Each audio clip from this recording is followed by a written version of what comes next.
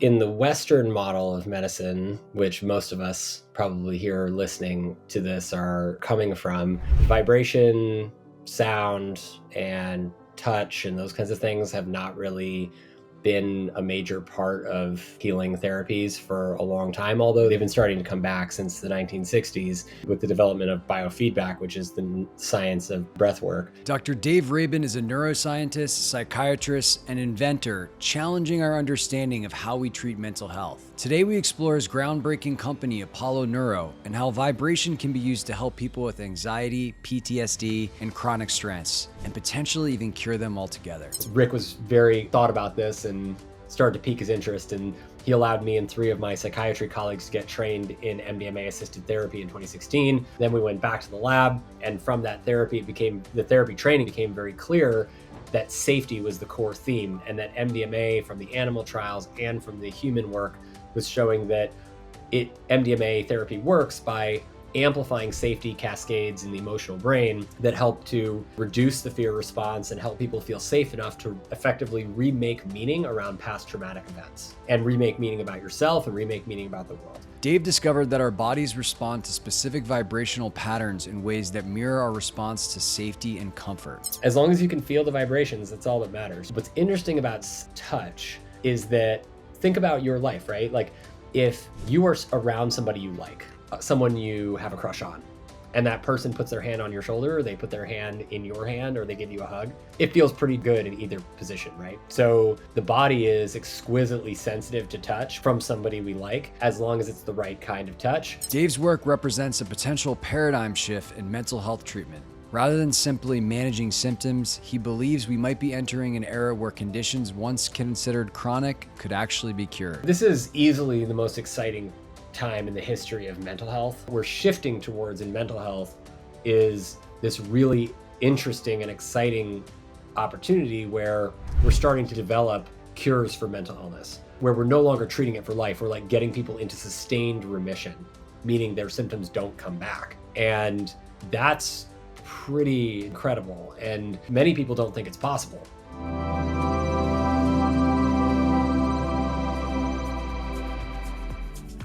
Before we get into this conversation, I want to ask you to join this amazing community of consciousness explorers. This whole idea of pursuing expanded consciousness and the boundaries of human potential while living a modern life is relatively new, which is why we interview revered masters, teachers, experts, and practitioners to help you on your own journey. To stay up to date on the latest conversations, simply click subscribe below and you'll be notified each time a new episode comes out. I am so grateful for all of your support and comments. I love reading them. Now let's dive into this conversation. Dr. Dave, what's going on, man? A lot. Thanks for having me. Well, it's great to have you. And as an early Apollo Neuro user, who's been kind of passively tracking the company for the past couple of years, I'm really excited to be having this conversation. And I guess where I'd like to kick things off is, when we think about healing, usually people don't really think about vibration, right? It's like, I think about, I'm going to go to the doctor and I'm going to get a pill, or maybe I'm going to eat a certain herb or food, or maybe do some exercise. And so when did this whole world as vibration as a mechanism for healing start to get on your radar? That's an interesting question. I mean, I think that in the Western model of medicine, which most of us probably here listening to this are coming from, vibration, sound, and touch and those kinds of things have not really been a major part of healing therapies for a long time, although they've been starting to come back since the 1960s with the development of biofeedback, which is the science of breath work. And interestingly, if you look back further into the history of medicine, going back into ancient cultures, Eastern and tribal cultures, for instance, that have been treating chronic illness much more effectively and doing preventative care much more effectively than Western medicine. Western medicine is great at, saving our lives or limbs if we are in an emergency situation. But Western medicine has been notoriously not particularly successful treating chronic illness or preventing illness. And so, I was really fascinated about, as I was, training in psychiatry and starting to treat hard to treat mental illnesses and seeing the things we do well, the things we don't do well, kind of like where are the areas for improvement. And the chronic illness and illness prevention side of things was really interesting to me. And I started to do research about 10, 15 years ago. I started to research ancient, more older medicine techniques like Eastern and tribal techniques, and then even getting into like the origins of Western medicine, which I think stem back to about 2000 BC with Hippocrates and Maimonides, who are considered the forefathers of Western medicine. And what's really interesting is that if you look at all of those ancient disciplines, including where Western medicine originally came from, they all talk about vibration as healing. And the in these techniques, they use music, they use drumming, rhythms, touch, laying on of hands, therapeutic touch, and other sensory experiences to like aromatic oils, scents, and things of that nature to induce healing states in the body. And these are all vibrational based experiences. Everything that we experience in a sensory perspective, every sense that we have, whether it's sight, sound, smell, touch, they're all frequency, and frequency is vibration. Vibration from Apollo is vibration you can feel, like sound wave like bass vibrations from a subwoofer, but they're all just different frequencies of vibration. Light is vibration you can see, sound is vibration you can hear, touch is vibration you can feel. So these are all ancient healing techniques that we know work, that have now tons of neuroscience evidence behind them. And interestingly, if you look at some of the greatest minds in the modern world that we look to now, like Nikola Tesla and Albert Einstein and these folks, they talked about frequency as healing. And it still took almost 100 years to integrate their wisdom and discoveries into the way that we think about modern medicine. But it's always been there. It's just something that Western medicine is now kind of catching up to. Like, what? It's so perplexing. Like, why have we not said, hey, maybe this can help us too, and we should do some science on it, and we should really embrace it? Well, I mean, people have done science on it. I think the challenge is that what most people don't realize, if you haven't had science training and you're just kind of looking at science from the outside as an observer, is that science is not the end all be all approach. It's limited by how well we can measure stuff empirically, right? So the way that the scientific method is, not taught well to the average person, but it's basically the core of all scientific discovery and research. And it involves coming up with hypothesis, right? If X and Y happen, then if X and Y happen together, then my hypothesis is that Z will result, right? So that's where it starts. That's called a hypothesis. Then we design an experiment where we can measure X and Y together becoming Z or something else. And then we either run the experiment and we either prove or disprove our hypothesis. And then we repeat it over and over again until we prove enough to achieve what we call statistical significance, which means that the chance that we have observed what we hypothesized or showed in the experiment is not due to chance. It's due to an actual relationship. And the key there that a lot of people don't realize is that our ability to prove or disprove that anything will work, like a medicine or a therapy or a sound wave based treatment or a breathing technique or whatever it is, right? Whatever it is we're trying to prove, the limitations of proving it are based on what we are capable of observing reliably. And so, for instance, were looking at when we were looking at things like antibiotics, for instance, and antibiotics were discovered to treat infections in the 1920s, originally by Alexander Fleming.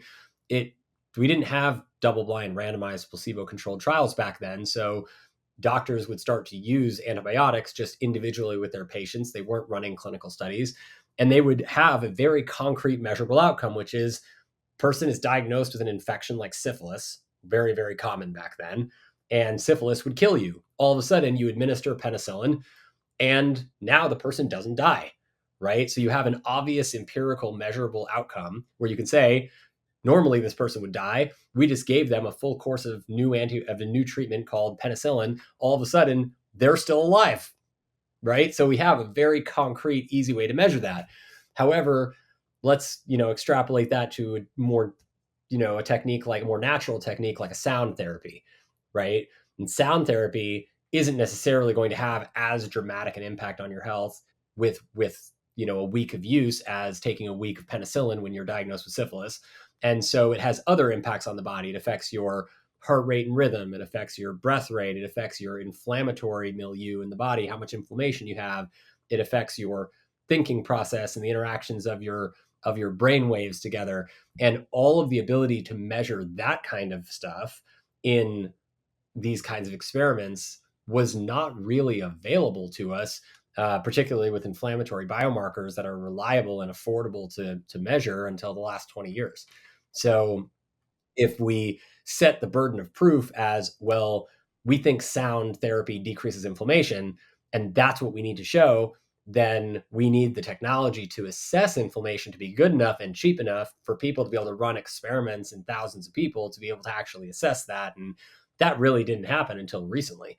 So, that there's a lot of factors in science where our ability to measure an outcome is directly related to how likely we are to prove that something is working or not working. And just because we have a tool and we can't show that it works in a scientific way, like meditation, for a long time we didn't know it worked. Breath work, we didn't know it worked. As soon as the science came around in the 1960s, we figured out how to show that these things are working, right? Doesn't mean they weren't working before. It just means Right.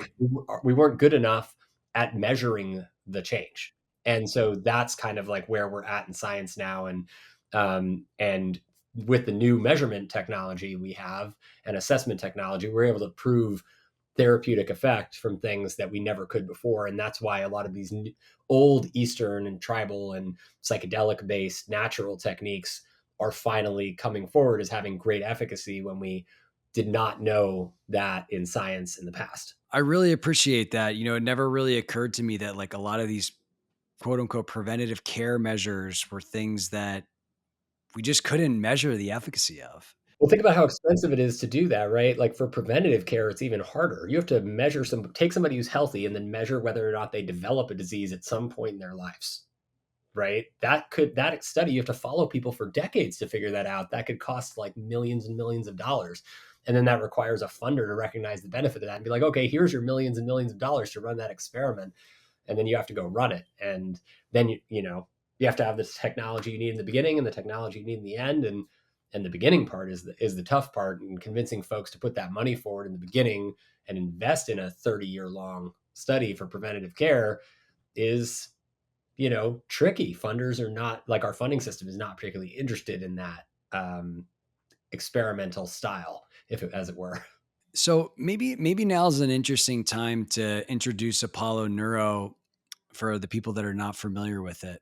Sure. So, and I can start out by kind of explaining to you how we discovered it as well. But Perfect. basically, Apollo is a sound wave based software technology. It works on your iPhone. You can try it on your iPhone right now as you're listening. If you download the Apollo Neuro app, it's free. Or we have a wearable like what I'm wearing on my chest. Both deliver these soothing, gentle sound wave vibrations that are effectively bass rhythms that are like what would come out of a subwoofer at a music event you were at, but specifically composed for the vagus nerve and what the vagus nerve and our touch receptors receive and interpret as safety. And the reason why we were able to figure that out in my lab at the University of Pittsburgh and starting in 2014 was because we were studying chronic stress and trauma in veterans, and traumatized women and people who were basically diagnosed with PTSD or traumatic brain injury and not responsive to our best treatments like medication and therapy and these kinds of things. They were just never getting better. They were sick for life. And so I started to look outside the box and understanding that the core of trauma or stress, chronic stress, that's been known for many, many years in both human and animal models, decades, is that it's a learned fear response. And so when you think about learned fear, and we're learning to be afraid, our bodies and minds have been taught to be afraid, then how do you fix that? Well, you fix learned fear by relearning safety. And that's been known for a really long time. And you can train animals to do what's called extinguish a fear response, literally eliminate a fear response from their reactions by reconditioning them in a safe environment. Meaning you can teach them to be afraid of their food, and then you can extinguish the fear of their food by associating their food with safety again. So it's very powerful evidence base for this that goes back to Pavlov and Skinner and some of these famous behavioral scientists from back in the early 20th century. And so we started to looking at this pathway. I started to become interested in psychedelic research in about 2012, because even in 2012, we were seeing some of the first major peer-reviewed studies coming out showing that psychedelic medicine combined with therapy was having more powerful treatment responses than any other single treatment that we had ever seen in the history of psychiatry. Like 1 to 3 doses of a psychedelic was taking people who had severe depression or PTSD, and over 50% of them were no longer having symptoms of those conditions at 1 year out. And with just 1 to 3 doses, I mean, this was like really incredible data. And we've never seen anything like that before in mental health. Antibiotics, we've seen stuff like that, but not in mental health. And so I went to Rick Doblin and I said, in 2016, and I was like, Rick, he's a founder of MAPS, running most of the MDMA trials, if not all of them in the United States and around the world. And I said, Rick, like, these results you guys are getting are just absolutely outstanding. We need to figure out how this is working. And Rick is a blunt guy, and he was very focused on just showing that MDMA works, and he wasn't really convinced that we needed to understand how it worked at first. And I said to him, if we can figure out how MDMA is actually targeting certain neural pathways in the body to help extinguish fear responses in these extremely sick folks, then we can potentially replicate some of the benefits of MDMA without drugs. And following me? Oh yeah. So basically Rick was very thought about this and started to pique his interest, and he allowed me and 3 of my psychiatry colleagues to get trained in MDMA assisted therapy in 2016. Then we went back to the lab, and from that therapy, the therapy training, it became very clear that safety was the core theme, and that MDMA from the animal trials and from the human work was showing that MDMA therapy works by amplifying safety cascades in the emotional brain that help to reduce the fear response and help people feel safe enough to effectively remake meaning around past traumatic events, and remake meaning about yourself and remake meaning about the world. And so that was really interesting to me. And this word safety just kept coming up. And so I went back to the lab, mapped out the entire neural pathway of safety in the body, how safety is induced by soothing touch, soothing music, yoga, mindfulness, meditation, deep breathing, all the natural techniques, and then compared it to MDMA, and lo and behold, they're basically targeting the same systems. And so I thought, well, what if we could use technology to send the right signal to the body that just reminded us that we're safe and present and comfortable in our bodies? Would that do it? Would that get us like to the point of just feeling some of that safety that MDMA gives us, that's potently healing and therapeutic for people? And so we went down that path and started pulling on those threads and ran some early clinical studies and at the University of Pittsburgh. And we found that, yes, in fact, that the specific vibration patterns that we had developed, that we compared in double-blind randomized placebo-controlled studies to all the other kinds of cell phone vibrations and other vibrations you're exposed to, that only these layered soothing ocean wave-like vibrations are actually capable of inducing safety states in the body. And you can measure it with brainwave analysis, with heart rate rhythm analysis, respiratory analysis, vagal nerve analysis. And people are feeling less stressed out within minutes. Their cognitive performance and physical performance get better. Their HRV goes up. And we've seen in subsequent publications of this technology, that they're recovering more quickly from very severe illnesses, from physical inflammatory autoimmune illnesses to mental health disorders. And that was really exciting. And so as of 2020, we commercialized Apollo as a wearable, and released it to the world. And now we have, hundreds of thousands of users, and we've gathered lots of data confirming what we saw in those early days. And then in February, released it on iPhone as a free experience for everyone, to get access to these therapeutic waveforms, sound waves through their iPhone, without having to buy a wearable. And, if you want all the advanced AI and sleep benefits, like 30 to 60 minutes more sleep a night, you can get the wearable. But if you just want to feel good in the moment, you can use your phone. And that was a really exciting opportunity for us. And also we've seen it, provide great good in the world. And so it's been very gratifying and rewarding to work on. It's amazing, man. I love it. And yeah, as an early customer, I can attest that the wearable is pretty sweet, but this whole idea that anybody with a phone can try this out is pretty cool. From a practical standpoint, how does that work? Are you putting the phone on the same surface that you are on? Are you putting it on somewhere on your body? Yeah, either. As long as you can feel the vibrations, that's all that matters. Your body does not. What's interesting about touch is that, think about your life, right? Like, if you are around somebody you like someone you have a crush on, and that person puts their hand on your shoulder, or they put their hand in your hand, or they give you a hug, it feels pretty darn good in either position, right? Oh yeah. So the body is exquisitely sensitive to touch from somebody we like, as long as it's the right kind of touch. And so, unlike other traditional electrical nerve stimulators to the body, where you actually have to like stimulate the nerve itself in specific parts of the body, which is um, a big adoption issue, because a lot of people don't want to take 30 minutes out of their day to go and sit down and apply their nerve stimulator with the gel and do all the things. And so that prevents people from using those healing tools, even though they work. And so what we wanted to do is say, all right, well, how do we make this easier for people, effortless, something you can take with you in an existing technology, or wear on your body in a way that you don't even notice it's there, and it doesn't require any extra time out of your day, and you can do all the other things you were doing just better. And so it was a really audacious goal, but the idea being that sound waves are uniquely situated to do this and have this benefit, because they can run in the background passively, and our bodies know these rhythms and they like them because these rhythms are resonant, or what's called harmonic, with our natural breathing and heart rate rhythms that our bodies want to be at. And they just naturally slow our body down. It's the same thing that would happen if you were deep breathing at 5 to 7 breaths per minute for 5 minutes. You would induce the same effect that Apollo does, but you have to put in the work to do it and train your body how to do it. Apollo works from the bottom up, body first, so it gives you the feeling of what it feels like to be in that meditative, mindful, present state of feeling safe and calm in your body.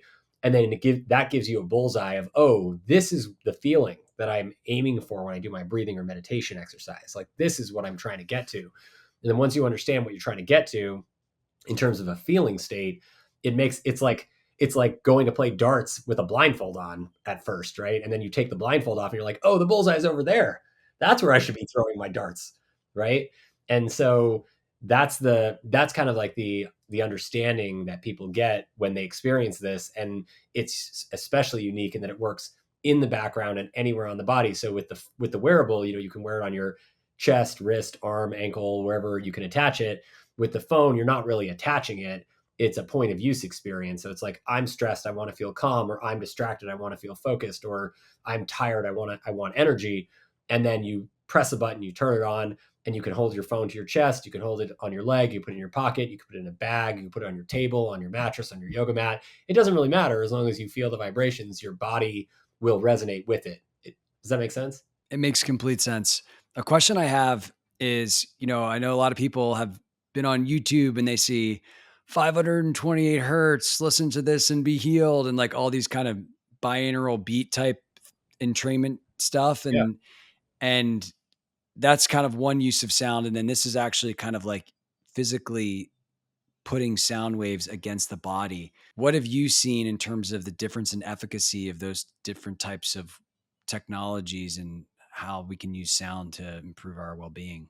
I hope you're enjoying this conversation so far. If you like what you hear, let me know by clicking like, subscribing to the channel, and responding with a comment around something that you found interesting in the conversation so far. In addition to these videos, I do a lot of writing on the exploration of consciousness and my own personal revelations in my newsletter called Consciousness: The Doorway to Human Evolution. To receive these updates and more, all you need to do is simply head to the link in the description below and you'll be added to the community of 20,000 plus consciousness explorers receiving weekly ideas and inspiration in their inbox. I look forward to hearing from you there. Now let's get back to the show.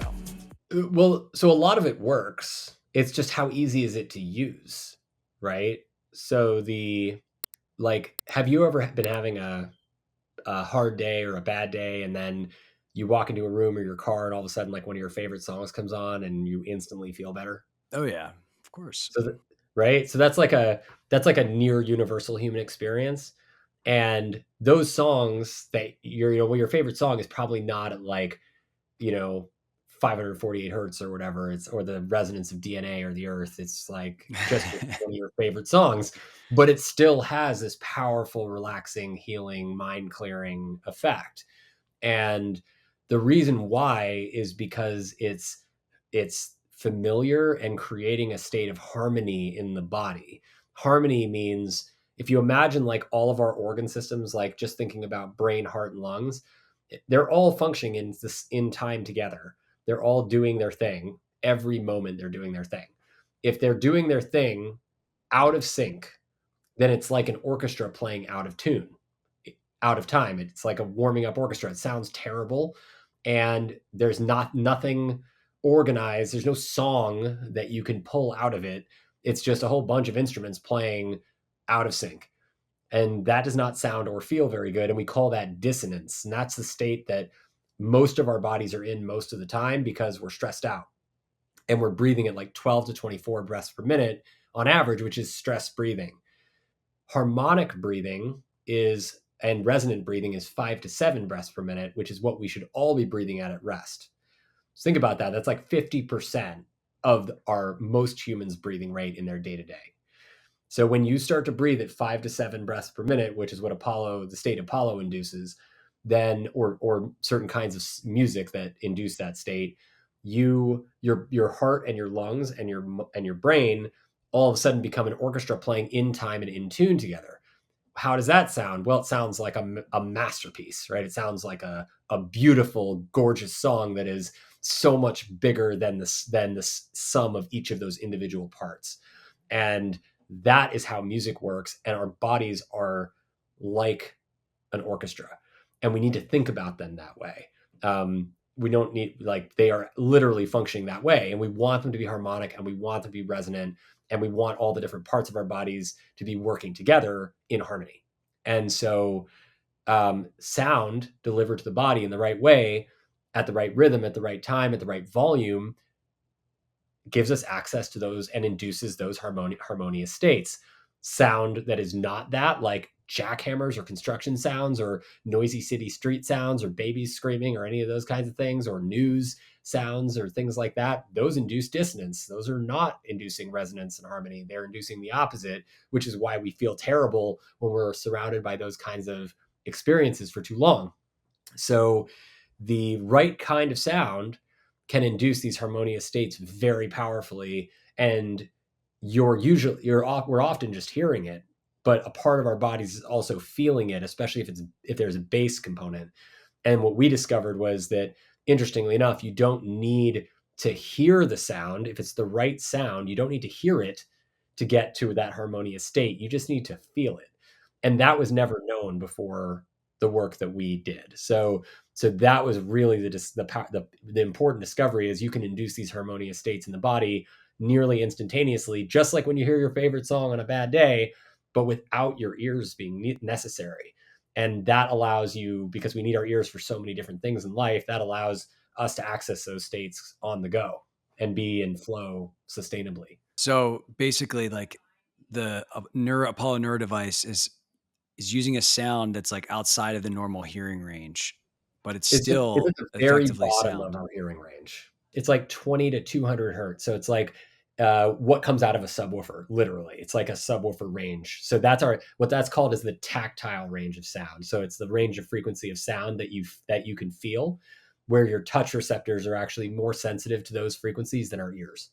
Does that make sense? It does. One thing I've always been really curious about, and I've done a lot of weird shit. I like have a Rife machine. I have an Opus sound bed. I've done sound healing court, like all this frequency based healing stuff. I've done a lot of different things.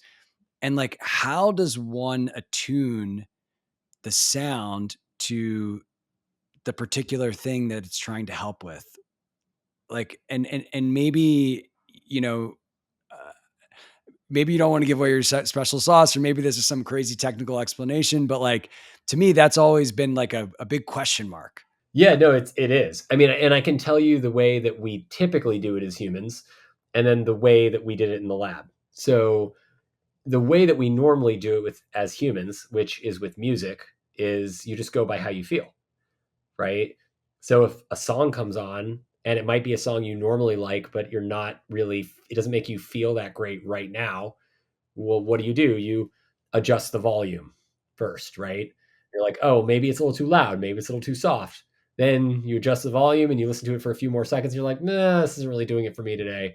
And then what do? Well, you change the song, right? And then you see how you feel with that song. And then if that doesn't work, then maybe you change the genre, right? You go into a different mood state of music. Maybe you turn up the energy, maybe you turn down the energy, right? But you're adjusting the sound for your goal state and how you want to feel. And we are doing that with music very much based on how it makes us feel in our bodies.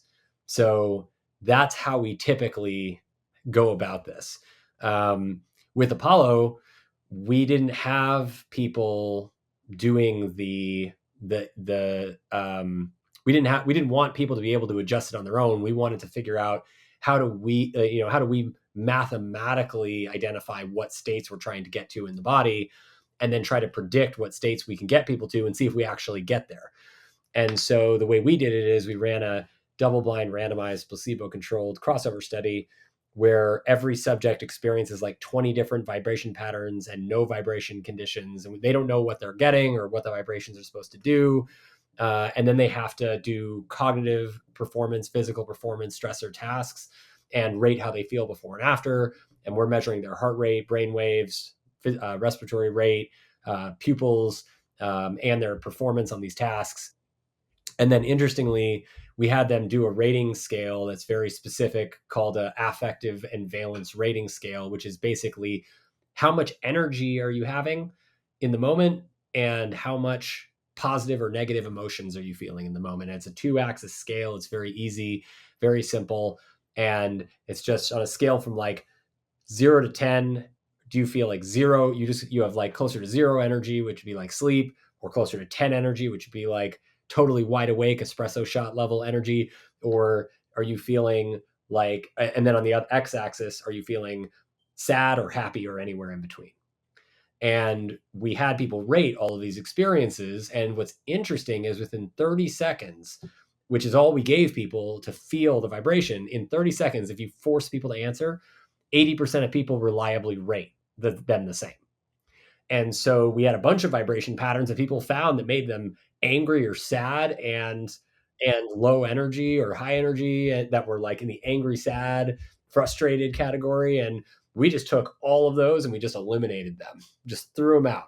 And then everything that people rated as high energy through low energy that were in the happy, joyful, positive emotional category became the what we were most interested in.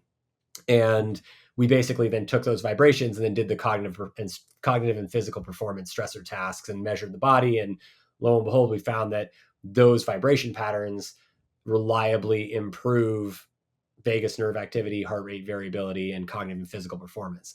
And so that became, when you think about like how much effort it takes to design a scientific study like this and making sure you're measuring the right stuff, it's a lot of effort. I mean, this was no joke, a huge amount of work. And it took us years to do this work, but we were able to, through rigorous testing, understand that people respond to these vibrations differently than to any other vibrations that they're exposed to on a regular day to day, with reliability and repeatability. And that's really how we were able to figure it out for these kinds of touch based vibrations. And I would presume that that understanding can be applied, outside of Apollo Neuro. Like all types of things can use those vibrations now. For sure. Yeah. I mean, these particular ones are patented. So if you because we didn't want people to take them and start using them to make people feel badly, because that is also a possibility. So we patented the whole range of vibrations that you can use to augment the body's functioning, and then allows us to control, at least for a little while, how people use these to change the body in either therapeutic ways or non-therapeutic ways. And we really want to keep this in the therapeutic category to help people feel good. So so if people want to use these kinds of vibrations, we're happy to share. And as you can see, we just made them free on the iPhone. So we're not all about like putting these behind some expensive fancy paywall. But point being that these are unique vibrations that had never been that exist that are referenced in nature, right? Like they're a reference to ocean waves and chanting Om and getting a hug or holding a purring cat. Like people who feel Apollo vibrations most often relate the feeling to one of those feelings. And it's not foreign feeling. It reminds them of one of those feelings. But the way we generate these patterns is very specific, and is not generated in nature except in some of those instances I just described. And so we protected that so that people couldn't use these for malevolent purposes. But now we're able to show that through rigorous clinical trials, we have like 17 clinical studies done to date of different varieties across over 2,000 subjects, and people are reliably showing that their bodies are responding the same way, whether, interestingly enough, whether you're under the influence of psychedelic drugs or medicine, or whether you're not, um, or whether you're performing a very intense task or not, or you're a veteran recovering from war, or you're an entrepreneur living a very stressful life. Like our bodies respond very, very similarly to these kinds of vibrations, within like a 5% variability rate, which is pretty incredible. And so now we're just working on, well, how do we get these out into more applications that make it easier for people to get a little bit of dose of calm and flow state focus whenever they need, because it's way safer than drugs and it gives you almost the same benefit. Yeah, that's awesome. I'm coming off of a recent big psychedelic experience that was a little, I would say, difficult. So I appreciate the accessibility of some of this healing stuff without the variability of some of these more potent medicines. Yeah, I mean that's the idea, right? Like if you knew that you could do like 50% plus of your healing using a technology that has no side effects for like $349, or spend $10,000 to do an MDMA assisted therapy that, while it does work really really well, does carry with it some risk, like all drug therapies do. Most people and most doctors would opt to do the risk free treatment first, which is what we're taught to do. First, do no harm, right? It's first of the Hippocratic Oath. Try the thing that has no risk, no side effects first. If that doesn't work for you, that doesn't get you over the hump you're looking to get over, then we can go to the other more risky stuff. And, SSRIs like Zoloft and Prozac, perfect example. Most doctors, when they see that you come into the office with depression or anxiety, they check off the boxes, or they have a staff member, team member check off the boxes: depression, anxiety. Okay, here's your prescription, right? And what patients are not told is, oh, by the way, it takes 4 to 12 weeks for that to work. And you're potentially and likely to experience all of these different side effects, from emotional blunting and numbness to potential increase in suicidal thoughts to decrease in sexual arousal and sexual functioning. And by the way, you may have a hard time getting off of this after you get on it. And I don't think most patients really understand the risk that they take when they just go from never being treated to starting to take a pharmaceutical. Like they don't understand the potential downsides. And it's not to say those medicines are bad. They're great for certain people. but they need to be, and stabilization of certain people, but they need to be used very carefully. And we are in mental health desperate for, as a field, and our patients are desperate for tools that we can use before we go straight to drugs. There's so much more we can do. 100%. And I want to talk more about that, but there was one question that was coming up for me as you were talking about these kind of archetypal frequencies that seem to help, majority of the people.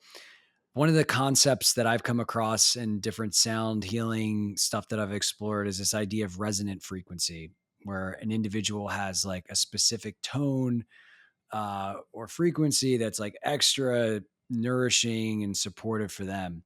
Have you seen any evidence of like personalization with sound having an enhanced effect that you can point to? Oh, for sure. Yeah. So that actually is what drove us to develop the Apollo AI, which detects the state in your body specifically from sleep through to Oura Ring biometrics, Apple Health biometrics, and then customizes vibrations to you that improve your health specifically. And that's a feature that came out in November of 23 because we saw that certain people responded differently. And what if we could, personalize the experience to you? Well, then we've like taken a huge leap closer to personalized medicine using digital therapeutics. So that was a major focus that has actually done very, very well. And it, just upgrading to the AI, which is like $100 a year if you have the wearable, doubles the health benefits you get from Apollo. So the AI. This is like it's a human centered AI that's really focused on doing the work for us and minimizing the effort you have to use to engage with the technology, which is really exciting. You just set your bedtime and your wake up time, and it customizes it for you throughout the day and night. So that's absolutely the case. What's interesting is that it is more resonance is what I was talking about earlier with when we were talking about harmony in the body, right? So resonance and harmony are really like synonymous terms in large part. They mean all the systems working together peacefully in time in tune. And that's why when we chant Om or we hum at certain tones, we instantly feel better. And these kinds of hums and chants have existed again for thousands of years. Like as long as humans have existed on the earth, we have been humming and chanting. And the reason why is because that humming and chanting is inducing a resonant state in the body between the heart, lungs, and brain, and really the whole body, that results in the body getting into a state of ideal, what you might call like ideal physiology. It's like frequency based, self-induced frequency based optimization of our body's functioning, because every single cell and every single protein and every single functional object in our bodies is responsive to frequency. It's not just one part or another part, it's all the parts are responsive to frequency. And so when we do those kinds of chanting, humming, resonance based techniques, you get there. And if you practice it, you'll notice it pretty quick. But most people don't practice it or take the time to do it or learn it. And so that was part of the reason why we developed this, because we're like, let's just make it easier for people, right?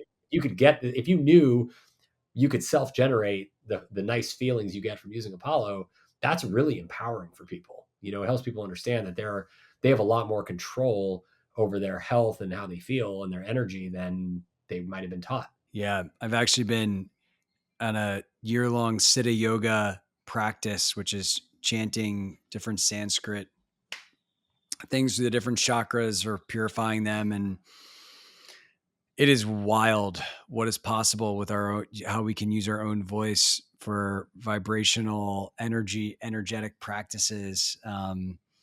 It just feels so untapped. But at the same time, when I think about how many people are realistically going to sit in their house and chant, like, even just the practicalities of that, where I'm like, I have a 20-month-old, my wife's still sleeping. Like, where am I going to do this? Right. It's just very impractical. And so I appreciate what you guys are doing, how you can make this similar technology accessible without having to look like a crazy person like me.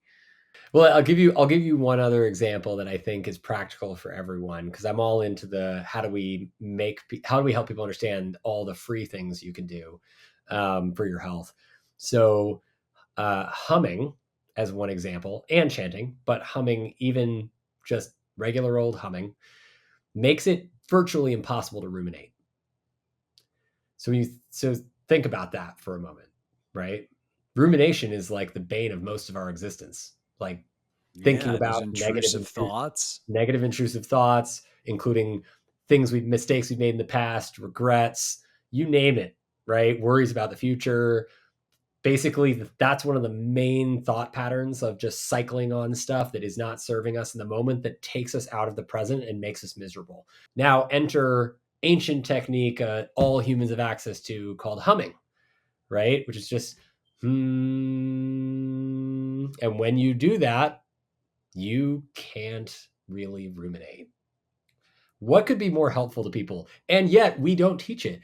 And you can do that anywhere. Like, you don't have to just do that sitting. You can do that when you're walking somewhere, right? You can hum a tune that you like, right? You can do it when you're in the shower, right? You can do it at lots of different times. It's just that people don't realize that how powerful these natural techniques are. And so I think a lot of my work is really focused on helping people remember these ancient traditions of people have been doing this for thousands of years, because it really fucking works.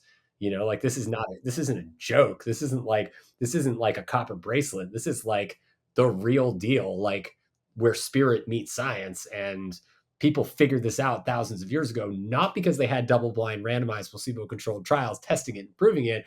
They figured it out because they had intuitive knowledge, right? They listened to their bodies and what happened when they did XYZ. And they saw, oh, wait, when I do XYZ together, I feel completely different. Oh, well, maybe I should do that more. Oh, it's still working. Oh, okay, maybe I'll teach some other people and see what they think. Oh, it's working for them too. All right, now we have a thing, right? And that's where science starts. And I think if we remember to tap back into the natural for science, and ourselves for scientific experiment, like, we are the greatest scientific experiment that we'll ever have access to in our lives. That's why the field of biohacking is so cool, because it's like reframing your life as like an opportunity for self-discovery, which I think is really like the meaning of life. And if we embrace that, it invites a whole lot more pleasure and excitement into this lifetime. 100%. Well, I'm gonna start walking around humming. I Let love me know it. what you think. Yeah, yeah. Why not? There was something else that I was interested to get your perspective on, which is related to everything we're talking about, which is kind of this like new paradigm of how we think about medicine and medical intervention. And I know you've been lecturing around this around the countries. Can you talk about the shift that you see happening right now, or at least the one that you hope happens? Yeah, I mean, I think this is easily the most exciting time in the history of mental health, and a lot of people don't fully understand, because when you look at the mental illness statistics in the world, especially since 2019 or 2020 when COVID happened, we see mental illness on the rise quite exponentially. Like, more people are diagnosed with mental illness now than ever before, and every year that number is increasing. So that does not tell a great story. But what's happening at the same time is that we have new techniques being developed that, rather than you going to your doctor and your doctor just saying, hey, you look like you have a mental illness because you check off all these boxes. Here's your prescription, right? Now take this for life because you're diagnosed, you have a diagnosis and there's no cure. We're taught not to use the cure word when we talk about mental illness and we're treating patients. We talk about treatment. Treatment is an ongoing thing. It's like getting treated for cancer or getting treated for an chronic autoimmune disorder. It's a treatment. It's treatment you have to keep doing and you never really stop. Or maybe you pause, but you will likely have to resume. It's not something where it's like an infection that you treat the right way and then it doesn't come back. And what we're shifting towards in mental health is this really interesting and exciting opportunity where we're starting to develop cures for mental illness. And to give you where we're no longer treating it for life, we're like getting people into sustained remission, meaning their symptoms don't come back. And that's pretty darn incredible. And many people don't think it's possible. But I would argue that if you go back to, I'm a big history of medicine buff, and I think we learn a lot from history, and we learn a lot more from the history we've forgotten. And if you go back to, the 1920s, when we didn't have antibiotics, like I mentioned earlier, and then all of a sudden Alexander Fleming, discovers penicillin from bread mold, and we, within 20 to 30 years, without double-blind randomized placebo-controlled trials, within 20 to 30 years, we are now curing infections like syphilis and other infections that used to result in loss of life or limb, right? And we're not just treating them indefinitely, we're curing them, and we're extending human life by 10 to 30 years with one invention, antibiotics. Started with penicillin, right? So that was arguably, next to hand washing, which is another insanely simple discovery, arguably one of the most essentially important discoveries in the history of medicine that impacted health span, the quality of our healthy lives, and longevity, how long we live. That one discovery of antibiotics. So most important thing, though, is before that discovery, infections were considered terminal illnesses that resulted in loss of life and limb. Most people did not believe in the scientific community that we could develop cures for these things. Now, move forward to where we are with mental health, right? We're kind of in the same boat that we were in 1920. We have chronic lifelong disorders people are getting diagnosed with: depression, anxiety, PTSD, you name it. And when you get a diagnosis, you're not told there's a cure. You're told you have this for life, you need treatment for life, and that you're going to figure out how to deal with this, but it's going to be a lifelong thing. And if you stop taking your medicine, then you're going to have like an 80% chance of being sick again. And that's kind of like what people were told about infections in 1920, right? And so and then if you look at the results with MDMA assisted therapy, for instance, in the FDA trials, with 3 doses of MDMA, 42 hours of psychotherapy over 12 weeks with 2 therapists, we see people with 17.6 years on average of completely treatment-resistant, non-responsive PTSD. 55% of those people are no longer meeting diagnostic criteria for PTSD after that 12-week 3-dose MDMA treatment is over. And that's miraculous in and of itself. But what's even more interesting is that at 1 year out, with no additional treatment, that number goes up from 55% to 67%. So more people get better after the treatment is stopped than a year later than when the treatment was concluded. And we don't see that kind of result in anything other in medicine, basically, than antibiotic treatments of infections, where you have a 1 to 12 week treatment course and bodies continue to heal after the fact, after the treatment is stopped. That is pretty darn cool. That's really like the paradigm shifting, the real evidence for the paradigm shift that we're discovering now, because people are not just better in the short term, they continue to be better long term. And of course, we need more longer term studies, but this theme tends to play out. And I think it really begs us to ask the question of, if psychedelic medicines used properly with psychotherapy in these very careful, intentional, thoughtful ways are capable of inducing this kind of effect at scale, then we are effectively on the cusp of discovering antibiotics or what are considered to be antibiotics for mental illness, and cures, therefore, for mental illness. And if we can put all of our energy and resources and effort into that goal, collectively as a medical community and as a society, rather than arguing about all the bullshit about the propaganda from the 70s and Reagan times and Nixon times and all the racist anti-drug policy and all of that stuff, and we can just focus on the science. Be like, okay, what kind of level up in terms of health and medicine and paradigm shift do these types of therapies really are they trying to convey to us from the data? It's very clear that this is an antibiotic level effect for mental illness. So if we can rally around that, we can change the world forever and have an equal contribution to medicine and healing and human quality of life as antibiotics by starting to cure mental illness. And so that's what I'm really trying to help excite people around, because, and there's not a single person I know that doesn't know somebody who has mental illness. And so if we can address that, we will change humanity forever. I love it, man. And, you know, I can't help but ask, like, will the powers that be let that happen? Right? I mean, you saw it with the MDMA trials. Despite the evidence, there's just this entrenched system that's incentivized to, at least certain players in it are incentivized to not want people to heal themselves, cure themselves. And I'm also interested, like, have you guys gotten, like, my friend, one of my best friends who's been a podcast guest is the founder of Mind Bloom, the largest psychedelic medicine therapy, whatever. Yeah, He's gotten death threats.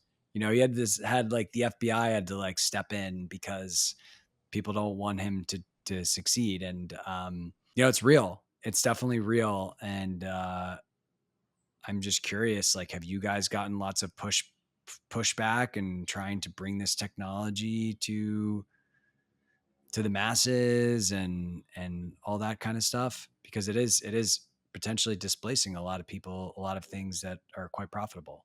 for sure. Yeah, I mean, it's certainly disruptive, both psychedelics and the kind of psychedelic inspired technology that is Apollo that we work on. I think that I think that we need to like think about this together as a collaboration of humans for the good of humanity rather than who's putting the dollar in their pocket. A lot of people are thinking about this from the perspective of, well, if there's only so many dollars in the world, I want them. And there aren't only so many dollars in the world. There's a lot of resources and a lot of money, and there's plenty enough for everyone to go around. Pharmaceutical companies, for instance, are they are going to be just fine, despite what people may be talking about in terms of the threat of psychedelic medicine and technology. Because guess what? They're so entrenched into our medical system that in every way, in insurance, in the hospital system, in medical education, like pharmaceutical companies have been there for 100 years. They're not going anywhere. We're still going to use medicine. Like, it's silly to think that that drugs like SSRIs and all of these other medicines are going to get instantly displaced. It's not how it's going to work. It's not how it's ever worked. Um, what will happen is that we'll start to have alternatives for other people who are not responsive to drugs, right? Or to the drugs we currently have or the therapies we currently have. There are 70% of people who get diagnosed with PTSD, as one example, never get better with the drugs, all the best drugs that are prescribed. And these people are amongst the most expensive people to treat in the Western medical system. They are literally not their fault, but because of the way the system's structured, they're literally bankrupting our entire society, right? So this is a public societal level issue. We don't have enough money to fund education. Big reason why the FDA made such a silly decision around MDMA, because they're not educated about it. They don't understand how MDMA works. They're a risk averse bureaucratic government organization. Their job is to reduce and minimize any risk that they see. And so if they see any potential risk they don't understand, and they don't understand that the entire way that MDMA works is by inducing safety states in the brain, they don't understand that safety is at the core of how MDMA works, then they're going to say, not it's not approved, but they're going to say we need more evidence, right? We need more evidence that it's safe, because they don't understand that it is safe by nature of how the drug is delivered therapeutically. The entire therapeutic process is based on safety. Can people screw that up? Of course they can. People screw up surgery. Surgeons screw up surgery. Doctors overprescribe opiates and benzodiazepines and all other drugs. And people use drugs that would not according to best recommendations. People have more overdoses on Tylenol over the counter than many other drugs, and it induces more deaths than many other drugs every year. That's Tylenol, right? So now we're talking about MDMA that has never killed someone. But you know what does kill people is PTSD, right? Untreated PTSD. And many of the people suffering from it are veterans who made the ultimate sacrifice to defend the freedom of Americans. And now they're being told they can't get access to treatment when they have the highest suicide rate of any single American population segment, right? And that is just, I don't know what nice way to say it is, it's just a bad look, right? Like, how are you going to engender loyalty of your of your population when people know? And how are you going to have an army or a military if the people coming in know that they're not going to be taken care of when they come home? Like, that is bad news. This is bad news bears. Like, we're not like, our military system is going to have a real problem. And that's exactly why the VA is stepping up, and they're like, you know what, FDA did this, but we're still going to study it. We're still going to study MDMA and Mm. ketamine for PTSD. Didn't know that was happening. Yeah, that's happening. One of my colleagues actually was a big part in getting that study through, and that kind of stuff is what. And the DoD just put like $9 million into psychedelic research, and so there's still a lot happening that is moving this forward. But a lot of the government organizations and the pharmaceutical companies that are, sitting on the in critical places that need to support it and should be supporting it, are not doing their best, putting their best foot forward here. And it's selfish, it's greedy, and it's not a good look. So, I think ultimately we just need to all recognize that we're human first, and we need to be in this together. And the goal is to decrease human suffering, right? It's not to make more money. We can, and believe it or not, if you think about making money, and that's your goal, think about ways you can make money by decreasing human suffering rather than perpetuating it, right? Like, we can make, if we can make money by making humans suffer, we can certainly make just as much money by making humans feel good. People love to feel good. They love to feel good way more than they love to suffer, right? It's just a mindset 100%, man. switch. There's a lot of ways to make a buck. And yeah, it reminds me of a recent conversation I had on the show with the author Martha Beck. We were talking about the global shift in consciousness, where like, I think she was saying how, and she's a Harvard sociologist and studies like population change and stuff. And she was talking about how, she thinks that a lot of these movements are going to be like, the government wants to go to war or does something crazy, and there will just be a critical mass of people that are like, I'm not going to do that. Like, we're not doing that anymore. And so even if there are these like entrenched power players who maybe are looking out for themselves, like, yeah, we'll just, eventually there will not be the support to actually fulfill that, even if when the mandate is, just not in the highest interest of all. So, Yeah. Yeah, definitely. And that's the way it happened in the past, right? There was like a public outcry of people saying, hey, we don't want this, or we want this. And then eventually it happens. I think the biggest challenge we're facing right now, two of the biggest challenges, one is that people feel divided. People are afraid of each other.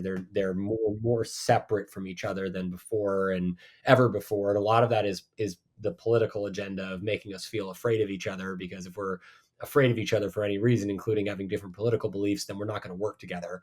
And our superpower as humans is collaborative adaptation. Like, we have an entire segment of our brains that evolved over millions of years to just focus on empathy and collaborative adaptation, working together to solve hard problems.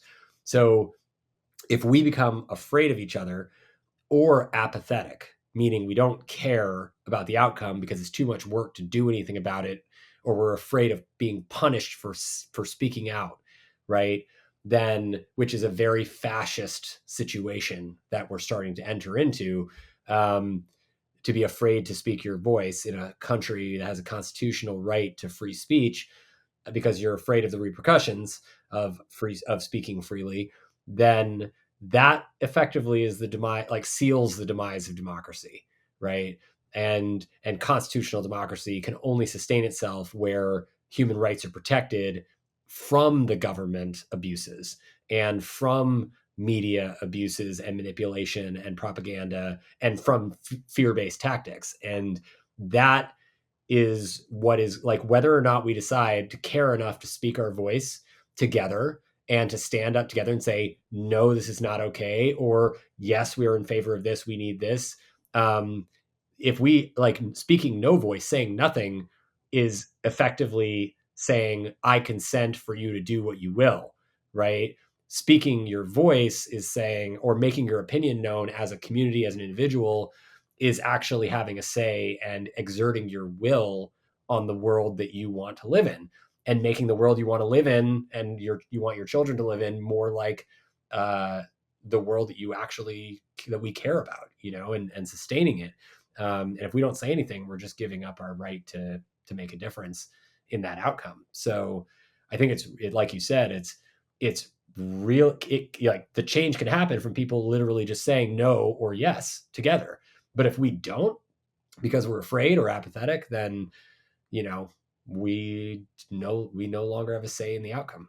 I agree with everything you just said. And I think more people are, starting to recognize their sovereignty and have the awareness for these things. And I'm optimistic, and also optimistic with, technologies like the ones that you're developing and what that can mean for putting people in a regulated state and everything that flows from that. Right. And so, Dave, I want to just give you the opportunity to just share. People are excited about what you talked about with Apollo and maybe testing some of these things out. Where is the best place for them to do that? For sure. And for, first off, thanks so much for having me, Scott. It was a real pleasure to be with you, and to share the space. And if people want to find me, you can always find me on socials at Dr. David Rabin. Love to hear from folks. Instagram is probably the best place to find me. Twitter, second best on socials. And if you want to try Apollo and get a nice free neuroscience-based upgrade for your iPhone, and you have an iPhone, you can just go to Apollo Neuro in the App Store. It's 2 words, APOLLO space NEURO. And if you don't have an iPhone or you just want to learn more, you can go to apolloneuro.com or wearablehugs.com, which is what the kids call it. And if you want to learn more about my work in psychedelics and psychedelic medicine and how the brain works, I run the psychedelic news show called The Psychedelic Report, which really covers the latest and greatest and most controversial stuff going on in the psychedelic space every couple weeks on iTunes, Apple Podcasts, and Spotify. And I also have a consciousness show on neuroscience broken down for everyone to understand how the brain works better, called Your Brain Explained. And that's on also Apple Podcasts and Spotify. So please come and check it out. And I'd love to hear your thoughts. Epic. You're a busy man, Dr. Dave. That's a lot of stuff, but it's all awesome and exciting. And yeah, thank you for coming on the show, man. This was a real pleasure and a lot of fun. Yeah, likewise. Thanks for having me.